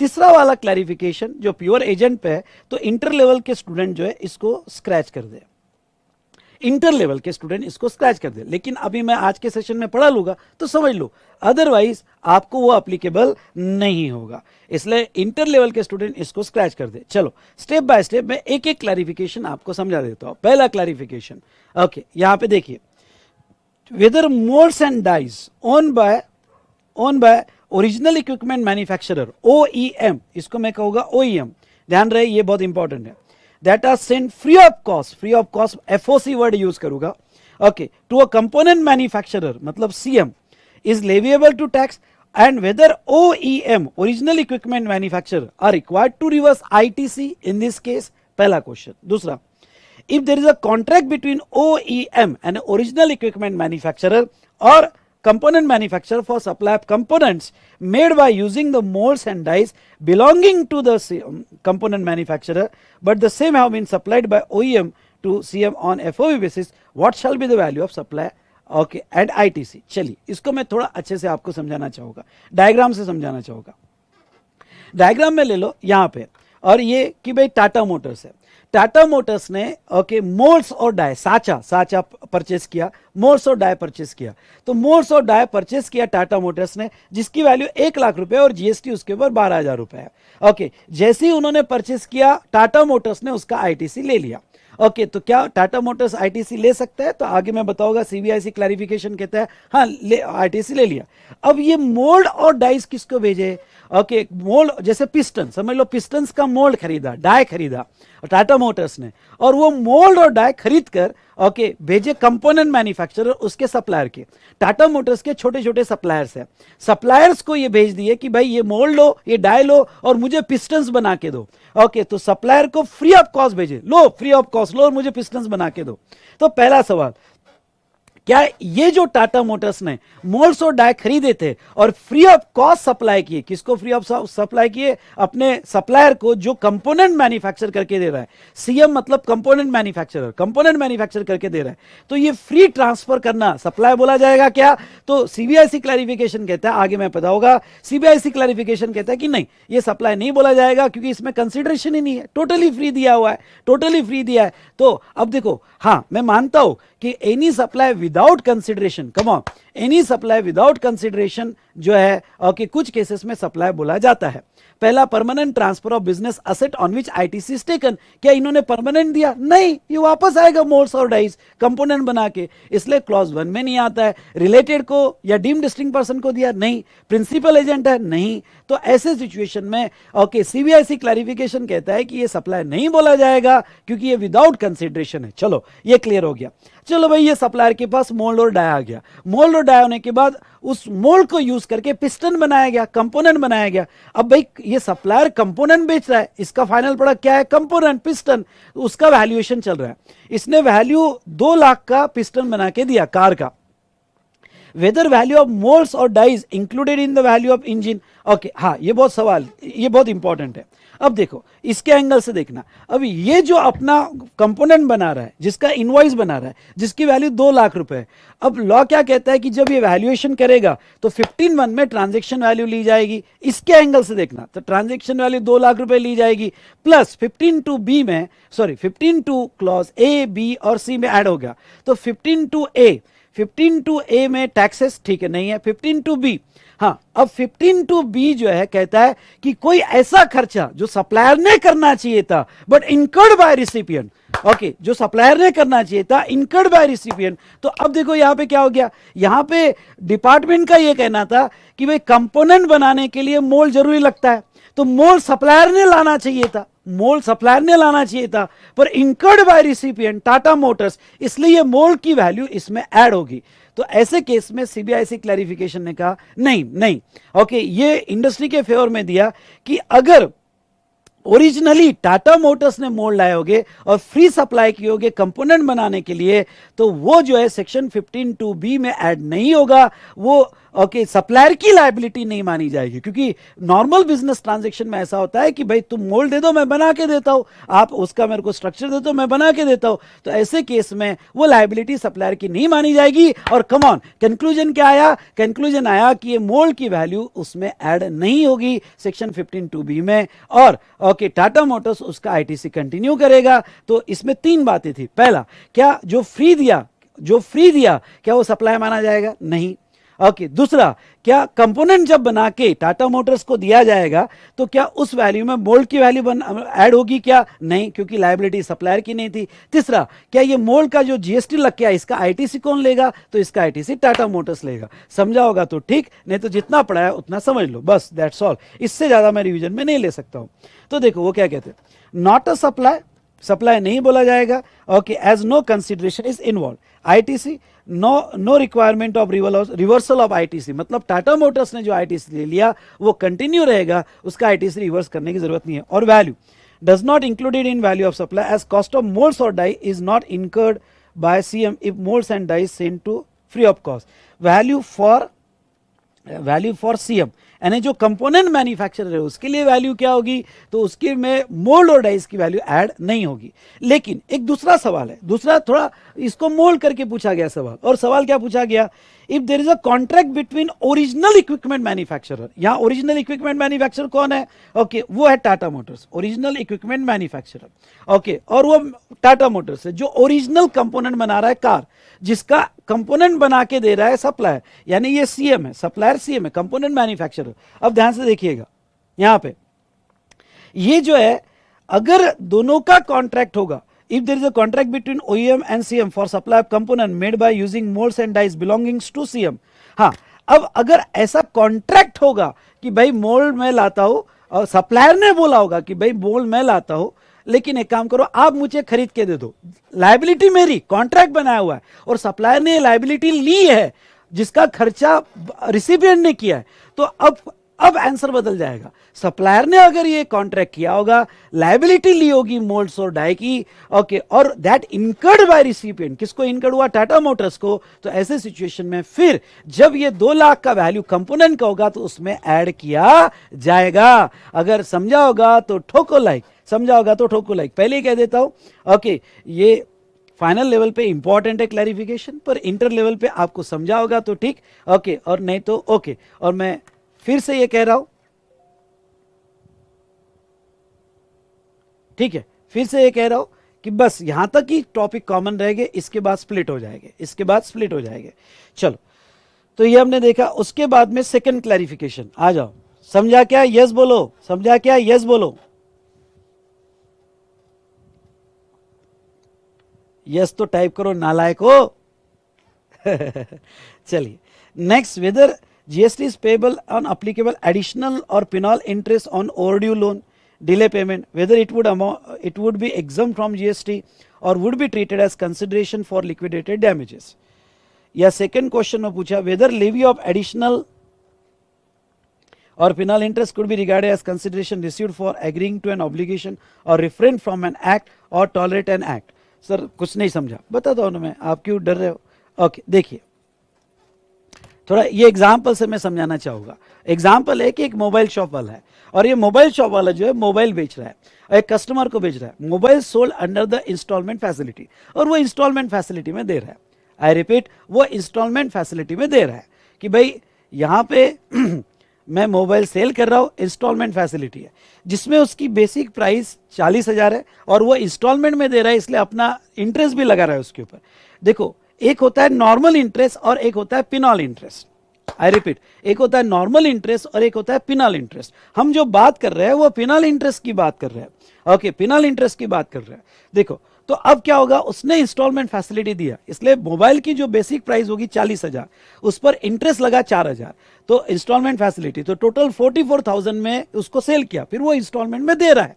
क्या ये बेसिक इंटरेस्ट ऐड होगा? बिल्कुल ऐड होगा, सेक्शन 15(2)(b) के हिसाब से। कम ऑन, सेक्शन 15(2)(b) के हिसाब से।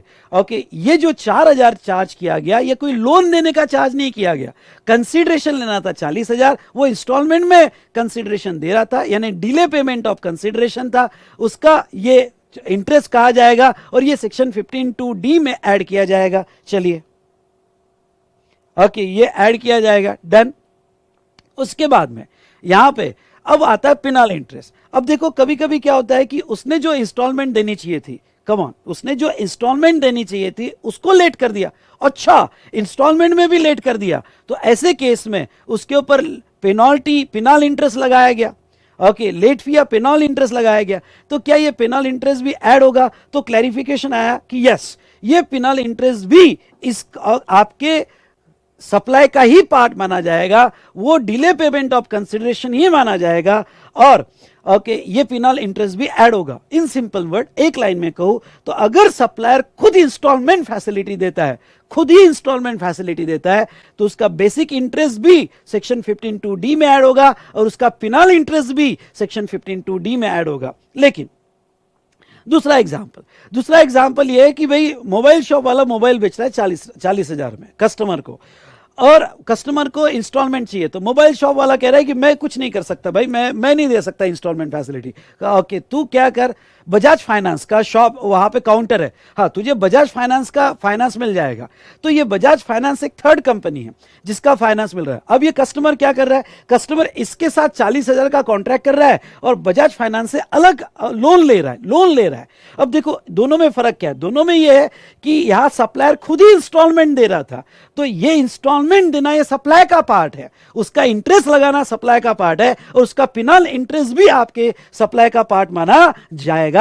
ओके, लेकिन अगर ये कस्टमर ओके सप्लायर से 40,000 में ले रहा है और बजाज फाइनेंस से सेपरेट एग्रीमेंट कर रहा है, कम ऑन, बजाज फाइनेंस से सेपरेट एग्रीमेंट कर रहा है, तो ऐसे सिचुएशन में अब देखो, लोन किसने दिया, इंस्टॉलमेंट किसने दी, फाइनेंस कंपनी ने दी, थर्ड पर्सन ने दी, तो उसको लोन दिया 40,000 का, बेसिक इंटरेस्ट लगाया जा रहा है 4,000। अब बजाज फाइनेंस जो बेसिक इंटरेस्ट लगा रहा है 4,000, ओके, ये किसका लगा रहा है, ये सप्लाई का लगा रहा है या लोन का लगा रहा है? ये लोन का लगा रहा है, तो ये 4,000 एग्जम्प्ट रहेगा। दोनों में फर्क है। ये जो 4,000 लगाए जा रहे हैं, ये as a part of supply, delay payment of consideration माना जाएगा और ये वैल्यू में ऐड होगा। लेकिन ये जो इंटरेस्ट लगाया जा रहा है, वो एक फाइनेंस कंपनी है, वो लोन दे रही है, उन्होंने कोई मोबाइल नहीं दिया, उन्हें वो लोन दे रही है और लोन का इंटरेस्ट है, तो वो इंटरेस्ट जो है एग्जम्प्ट रहेगा।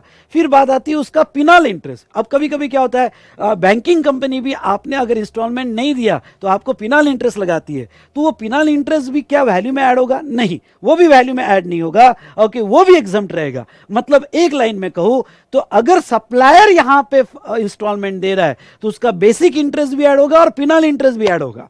और अगर यहां फाइनेंस कंपनी अलग से दे रही है तो वो लोन का इंटरेस्ट माना जाएगा, तो मेन इंटरेस्ट भी एग्जाम और उसका पिनाल इंटरेस्ट भी एग्जाम माना जाएगा। समझा होगा तो ठोको लाइक, बस इससे अच्छा मैं नहीं समझा सकता हूं आपको। ओके, ये तो रिवीजन है बेटा, रिवीजन में कोशिश कर रहा हूं आपको समझाने की। 2 लाइन में अगर आपको ये पढ़ा दूं तो दो लाइन में पढ़ा दूं तो देखो, okay, seller given instalment himself, seller ने खुद ही इंस्टॉलमेंट दे दिया तो एडिशनल और पिनल इंटरेस्ट वो वैल्यू का पार्टी बोला जाएगा। लेकिन अगर थर्ड पार्टी फाइनेंस कंपनी ने यहां पे लोन दिया तो वो केस में सच पिनल इंटरेस्ट एग्जम्पशन रहेगा, सब पिनल इंटरेस्ट एग्जम्पशन रहेगा। चलिए, ये आपको समझ में आया। फिर एक सवाल है कि ये इंटरेस्ट लगाना क्या ये टॉलरेंस चार्जेस माने जाएंगे? नहीं, आपको याद होगा तो सेकंड शेड्यूल में tolerance not refraining from act ये सर्विस कही जाती है। तो ये ओके, ये क्लैरिफिकेशन आया कि ये penal interest okay not a consideration received for tolerance और रिफ्रेन फ्रॉम एक्ट, यानी ये टॉलरेंस चार्जेस भी नहीं माने जाएंगे और वो वैल्यू में ऐड नहीं होगा। तो बेटा जहां तक देखा जाए तो ये दोनों क्लैरिफिकेशन अच्छे क्लैरिफिकेशन है। नाउ अब third clarification, okay, third clarification देखो क्या है, वो है airport levies. Okay, airport levy के बारे में थोड़ा मैं समझा देता हूं। यहां पे ये थर्ड क्लैरिफिकेशन जो है इंटर लेवल के लिए बिल्कुल इंपॉर्टेंट नहीं है, वो आप कैंसिल कर सकते हो, सिर्फ फाइनल लेवल पे इंपॉर्टेंट है, ठीक है। हाँ, अब देखो, एयरपोर्ट ऑपरेटर और लाइसेंसी, एयरपोर्ट ऑपरेटर मतलब यहां पे जिसका एयरपोर्ट अथॉरिटी ऑफ इंडिया है। ओके, तो एयरपोर्ट ऑपरेटर है, मुंबई का एयरपोर्ट है, मतलब जो एयरपोर्ट चला रहा है, एयरलाइन कंपनी है जहां बहुत सारी एयरलाइंस कंपनी की फ्लाइट्स लैंड होती है, इंडिगो है, स्पाइस जेट है वगैरह एक्सेट्रा। ओके, अब देखो क्या होता है, एयरपोर्ट ऑपरेटर जो है यहाँ पे या सहारा वगैरह होगा, जो भी एयरपोर्ट होगा, या अदानी के एयरपोर्ट हो गए, एयरपोर्ट ऑपरेटर है, एयरलाइन कंपनीज है, तो जो भी पैसेंजर्स आते हैं पैसेंजर्स से वो कुछ फीस लेते हैं। ओके, यहाँ पे और फीस होती है ओके पैसे यहाँ पे पीएसआई या यूडीएफ, क्योंकि अब पीएसआई और यूडीएफ यानी क्या, पीएसआई और यूडीएफ यानी ओके यहाँ पे पैसेंजर सर्विस फीस और यूजर डेवलपमेंट फीस। भाई एयरपोर्ट पे पैसेंजर आते हैं तो वो भी तो जगह यूज कर रहे हैं ना एयरपोर्ट की, तो एयरपोर्ट अथॉरिटी, एयरपोर्ट ऑपरेटर या लाइसेंसी जो है वो हर पैसेंजर से पैसा लेता है, पर अब उनको डायरेक्ट लेना पॉसिबल नहीं है क्योंकि वो डायरेक्ट पैसेंजर से कनेक्टेड नहीं है। तो कौन कनेक्टेड है पैसेंजर से? एयरलाइन कंपनी, क्योंकि टिकट कहाँ बुक हो रही है? Airline company. तो ये एयरपोर्ट ऑपरेटर एयरलाइन कंपनी को कहते हैं कि देखो ओके हमारे जो दो चार्जेस है ओके पीएसएफ या यूडीएफ पैसेंजर ओके या यहाँ पे यूडीएफ चार्जेस, ये डेवलपमेंट चार्जेस आप पैसेंजर से ले लो हमारे बिहाफ पे और हमें दे दो। तो अब क्या करते हैं एयरलाइन कंपनी जब टिकट बुक करती है तो वैल्यू ऑफ टिकट 5,000 है और पैसेंजर ओके पीएसएफ या यूडीएफ 200 रुपए एक्स्ट्रा लेती है। लेकिन अब वो ये पीएसएफ और यूडीएफ अपने लिए ले रही है क्या? नहीं, अपने लिए नहीं ले रही है ओके किसी के बिहाफ पे ले रही है। तो ऐसे केस में जब आप टिकट की वैल्यू कंसीडर करोगे, सुनना, जब आप टिकट की वैल्यू कंसीडर करोगे तो क्या ये 200 वैल्यू में टिकट की वैल्यू में ऐड होगा क्या? अरे लॉ तो ये कहता है कोई भी इंसिडेंटल एक्सपेंसेस एक्स्ट्रा चार्ज किया तो वो वैल्यू में ऐड होना चाहिए। नहीं, ओके एक कंसेप्ट है रूल 34 का pure agent. Okay rule final level को अप्लीकेबल है, तो यहां रूल 34 का प्योर एजेंट। तो यहां पे क्लैरिफिकेशन ये कहता है कि ये पीएसएफ और यूडीएफ चार्जेस ये एयरलाइन कंपनी के वैल्यू में ऐड नहीं होंगे। ओके ये जो पीएसएफ और यूडीएफ चार्जेस है ये as a pure agent deductible होंगे, यानी एयरलाइन कंपनी जो जीएसटी पे करेगी वो 5,000 पे करेगी, 5,200 पे नहीं करेगी। ओके उसके बाद में इस पे जीएसटी कौन देगा? तो एयरपोर्ट ऑपरेटर जीएसटी देगा। ओके और वो जीएसटी गवर्नमेंट को पे करेगा। ओके नेक्स्ट यहां पे ओके अब एयरलाइन कंपनी क्या कहती है कि देखो तुम्हारे बिहाफ पे हमने पैसा लिया पैसेंजर से, तो कुछ तो पैसा हमें दो ना, कलेक्शन फीस, क्योंकि हमारी मेहनत लगी, हमारा स्टाफ लगा ये आपके 200 रुपए लेने के लिए, तो 5 रुपए कलेक्शन फीस तो दो। तो सीबीआईसी क्लैरिफिकेशन ये कहता है कि एयरलाइन कंपनी अगर ये चार्जेस लेने के लिए कुछ अपनी कलेक्शन फीस लेती है ऑपरेटर से तो वो उसकी सर्विस मानी जाएगी, उसके ऊपर जीएसटी लगेगा और वो जो जीएसटी लगेगा उसका क्रेडिट एयरपोर्ट ऑपरेटर को भी मिल जाएगा। तो ये क्लैरिफिकेशन था, ये आप रीड कर सकते हो। तो इस तरह से हमारा जो है यहां पे वैल्यू ऑफ सप्लाई सेक्शन 15(1), 15(2), 15(3) और कुछ क्लैरिफिकेशन यहां एंड होते हैं। ठीक है।